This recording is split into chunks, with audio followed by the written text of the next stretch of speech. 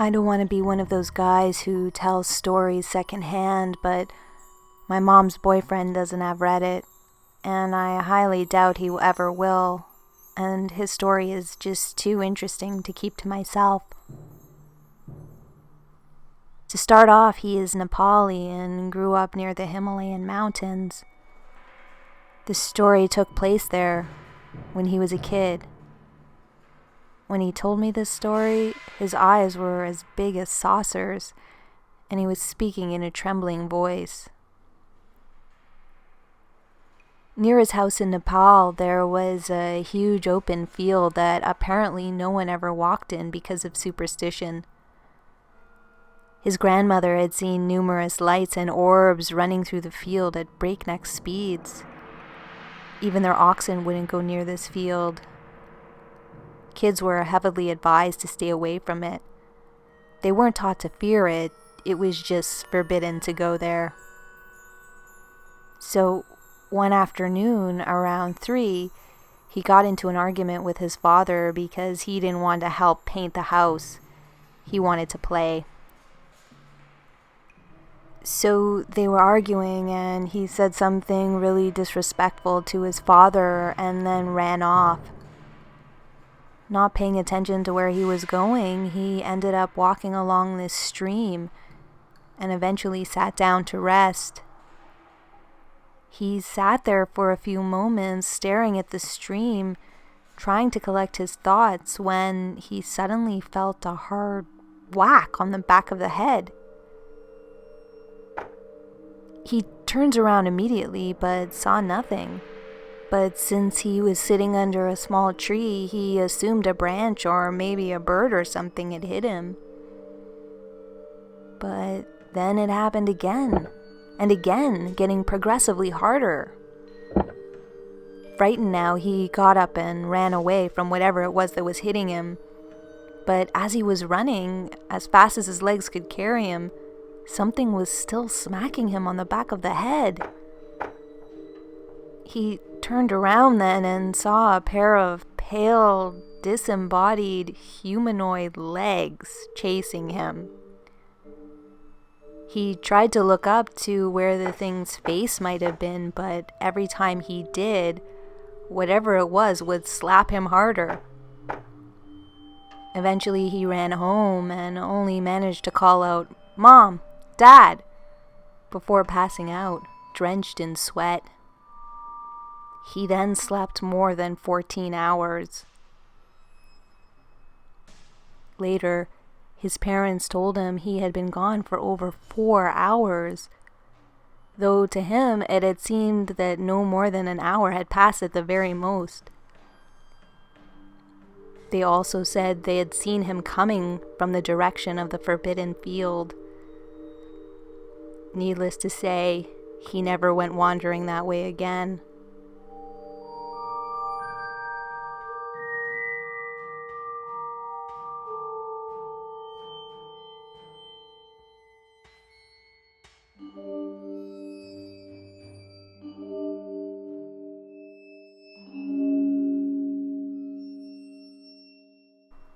I'm not exactly sure what I saw, but there's something strange in the woods outside of Homer, Nebraska. There's an old graveyard out there, infamous for having a witch buried in it, and is kind of a local spot for kids to go and scare themselves. Most of the land out there is flat and is used for farming, but this graveyard sits on the edge of a big hill and is surrounded by thick woods all around. Anyway, one night at around midnight, me and 5 of my friends decided to go out there in the woods and find the witch's grave, because the one in the actual graveyard is fake.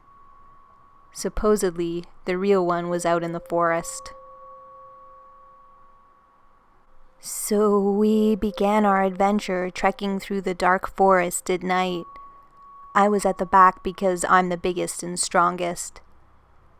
It didn't take us long to find the real grave, as a couple of people I was with had been there before. We stuck around for a couple of minutes just joking around, trying to scare each other, when we all get this instinctive feeling of dread. I know a lot of stories talk about this, but it's a very real feeling. Like your body is responding to danger before you can even realize what's going on. It's also probably worth mentioning that as a kid, I lived in a haunted house, and I've been in situations where I've been attacked with a knife, and I've never felt this feeling before. We decided to get away from that grave. Now, this is where us being stupid teenagers almost got us killed. One of the kids I was with said that some people grow pot out there and he knew where to find some. So even though we all clearly felt something was wrong, we decided, let's get high. As we started walking back through the woods again, I began to feel like we were being watched. Every now and then I would hear the rustling of leaves or the crackling of the undergrowth behind me. I told my friends we needed to move faster, but they all thought I was pranking them. Eventually, as we kept walking, we stumbled upon a clearing, and we couldn't really see anything ahead of us. Then, all of a sudden, my friends started taking off for the other end of the clearing, and we all went after him. And all around us, we could hear cattle freaking the hell out. That might sound anticlimactic, but you try getting chased by a 1,200-pound bull. After we got a couple hundred yards away from the cows, something else scared them way worse than we did. I mean, I've never heard a sound like that coming from an animal. It was a horrible mix of cows being scared to death by something and like an unearthly, ear-shattering scream. We hit a 360 noposcope the hell out of there in the opposite direction. Now, by this time, I realized we were lost in the middle of the woods at 2 a.m. with something stalking us. I finally convinced everyone that we should change our direction so we could get to the road. And about 30 minutes later, we were making progress as someone spotted some headlights way out in front of us that we could see on the top of the hill we were on. So we start walking down towards the road when I noticed the sounds behind us had started back up again. I turned to my friend and tell him to point his iPhone flashlight back behind us. I only saw something for a second, but about 30 yards behind us, I saw a blackish-brown figure with yellow eyes lean its head out from behind a tree and then quickly duck its back behind us. This is what really freaked me out, as animals around here don't sneak around and duck behind trees. I got the best look at it out of my friends, and the head looked like some kind of gaunt German shepherd. There aren't any wolves or bears around here as far as I know, and there are no large predators at all. It was a little bit elevated, but it was still eye level with me. And I am 6'2". This thing was at least 6 feet. At this point, we all take off. I swear I've never run that fast in my life. We made it to the road in under 5 minutes, but realized we came out on the other side of the woods and would have to walk back 3 miles down the road to our cars. It was honestly the scariest night of my life. And to make things worse, I ended up losing my wallet out there. I have been back multiple times, but never at night. Whatever that thing was, it was not human or animal. Of that much, I'm sure.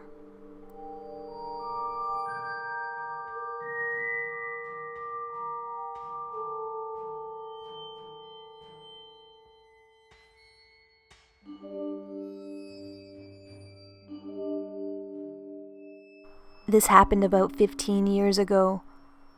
My husband was away with the Navy and I was alone with our 4 children. My story starts with me being asleep in bed one night. I was woken up by a loud, eerie wailing noise. At first, in my half-asleep state, I thought it may have been a neighborhood cat, but it was so loud that it sounded like it was outside my bedroom door. So I got out of bed and walked towards the hallway in the dark. For some reason, I wasn't scared. The wailing now sounded as though it was in the direction of the lounge. So I followed it, just like in the movies. Down the hall and through the dining room and into the lounge, still in the dark. It was still very loud, as if it was just in front of me. But it kept moving as if it wanted me to follow it. And so I did. It was a very sad sound. Once I was in the lounge, it sounded like it was coming from outside, so I drew back the curtains, and over the road from my house was something I had never seen or heard of before. It was the head of a lady with hair that was about 6 feet or more across. She was white with a tinge of blue, and her hair was blowing slowly about, even though it didn't seem to be windy outside. Her hair looked like it would be if she was floating in the water. Her face was the saddest I've ever seen. She was an old lady, and I could see her wrinkles clearly even from the distance I was from her. It was pitch black outside, but she shone in amongst the trees as though she had a spotlight on her.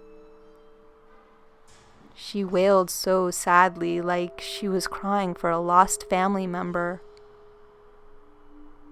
I pulled up a chair to the window and watched her for a good 10 minutes. And she slowly faded and disappeared. I had no idea at all of what I had seen, so the next day I looked through a few books. I found a picture of what I'd seen the night before. I thought it was funny that I'd never seen the picture in the book before, but didn't give it much thought. She was called a banshee. Apparently, these apparitions appear to you when someone close is going to die.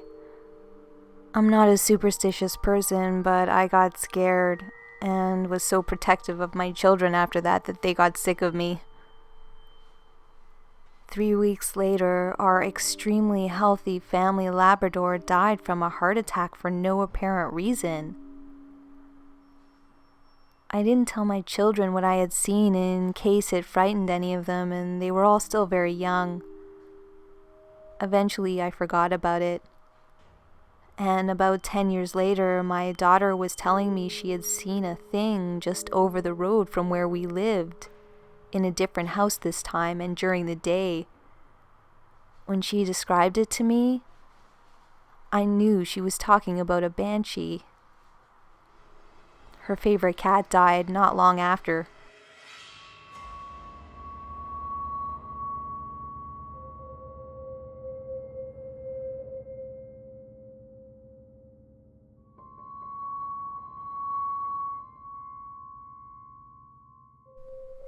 I'll first start off by saying that I'm neither a skeptic nor a believer in a lot of this sort of thing. I try to keep an open mind and be fair to both sides. I will also mention I have looked into some rational explanations for what I will describe, but nothing fits. And yet, the only actual evidence I have to go on is circumstantial, in my opinion. I have been trying to figure this out, and I'm at a loss. I feel like I'm going a bit mad here. Anyway, on to the incidents. Yes, this is completely true. At the time this occurred, I was living in Southern California. It was the evening before my birthday, and I was staying in that night. I had done nothing special or thought-provoking aside from purchasing a new mobile phone and plan. You know, adulty stuff. I had plans to go hiking and to the beach on my actual birthday with some friends. All seemed well. At the time, I had roommates, we were all ladies for reference, who went in and out of the house. We were rather laid back.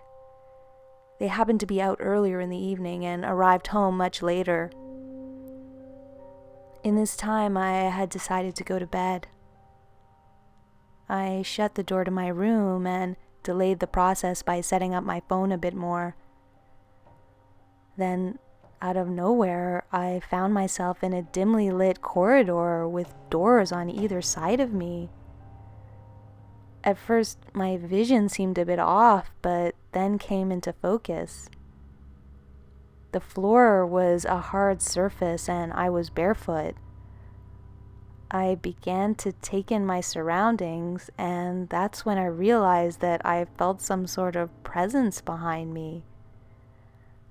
I felt the hairs on the back of my neck stand, chills run down my spine, and begrudgingly I dared to look behind me, still not sure what was happening. When I looked, I saw a tall figure with piercing eyes. It was all I could see in that horrid dimness. I felt the urge to run, and instinctively I did so. I looked behind me as I ran down the corridor, and I noticed this figure was gliding across the floor, gaining on me.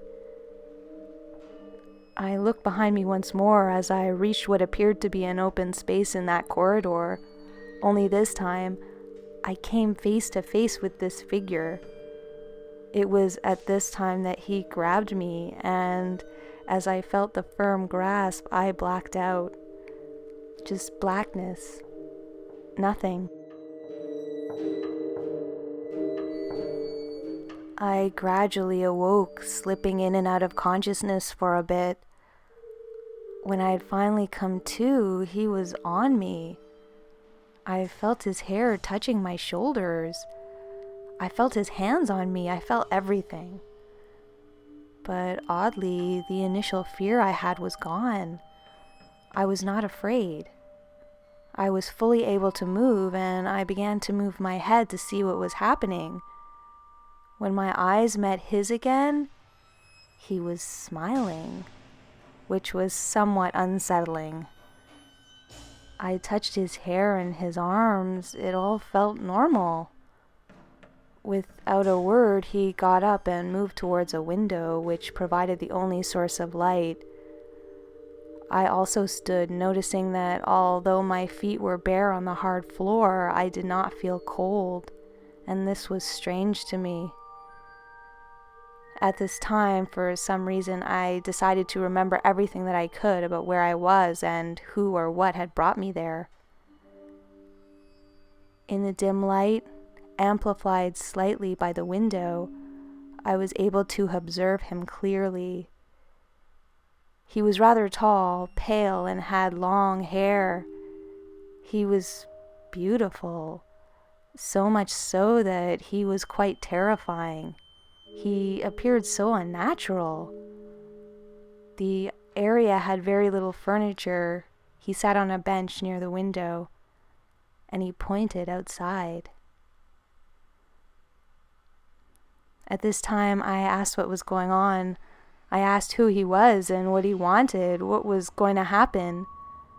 I even asked if this was all a dream. He laughed a little, but ultimately said nothing to help my understanding. I approached him a little closer, keeping a safe distance between him and myself, although I felt no danger. I told him I would stay there, looking for a reaction, looking for words. He only looked at me, smiled, and looked away again. It was at this time that I finally approached the window and looked out towards what he had pointed at. I didn't understand. All I saw were the stars in the night sky. They were bright, sure, but nothing seemed significant about them. He mumbled something under his breath, and I wasn't able to make out what he was saying. Oddly, I felt dizzy, and shortly after, I fell to the floor and blacked out again. When I woke up, I was sitting up in my bed. My light had been turned off at some point. I felt a soreness throughout my body. I remember running my hands through my hair, and that was when I noticed I had red hand marks on my wrist and forearm from hands larger than mine. My right side was sore, and there was a bruise on my hip. I thought I had fallen out of bed, maybe. During the waking hours, I asked my roommates if they had shut my light off when I fell asleep. One of them looked at me oddly for a moment and told me they shut the light off because I wasn't there. My car was there and my keys were there, but I wasn't. They said they figured I went out for a bit. I insisted I had not gone out, and no, I don't sleepwalk. We ended up just chalking it up to odd timing. Over time, though, more odd things kept happening.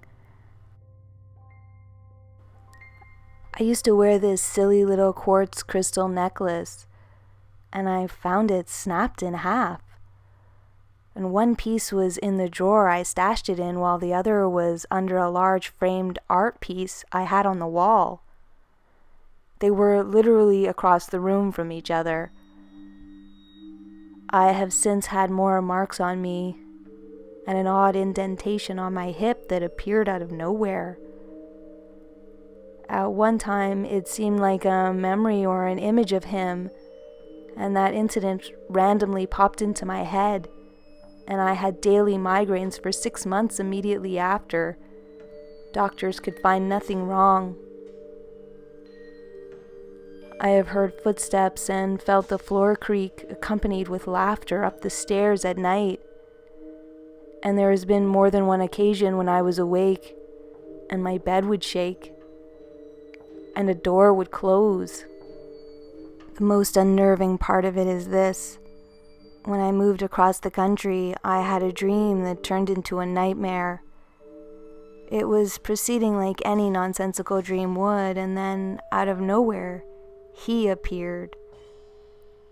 He looked at me with an unsettling smile, and he said calmly, "Go on. I will find you soon enough." I woke up immediately. A lot of this I explained away, a lot of little things I haven't included. It just feels so odd. I remember fragments about this incident here and there, but even that is questionable, I know. At this time, my fiancé told me he had seen shadowy figures in our current house, and I keep having strange things happen, and I have never mentioned any of this to him. I can feel his, whoever he is, presence. Not all the time, but there is no mistaking it, which is difficult to describe. I oddly feel like this has happened before, but for whatever reason, this time I remembered it. I know it sounds crazy. I do not think sleep paralysis fits. I also don't feel like it's a demonic type of thing. I don't know who to talk to. I don't know what to believe. It's been almost 2 years. It feels like something is about to happen. But I don't know what.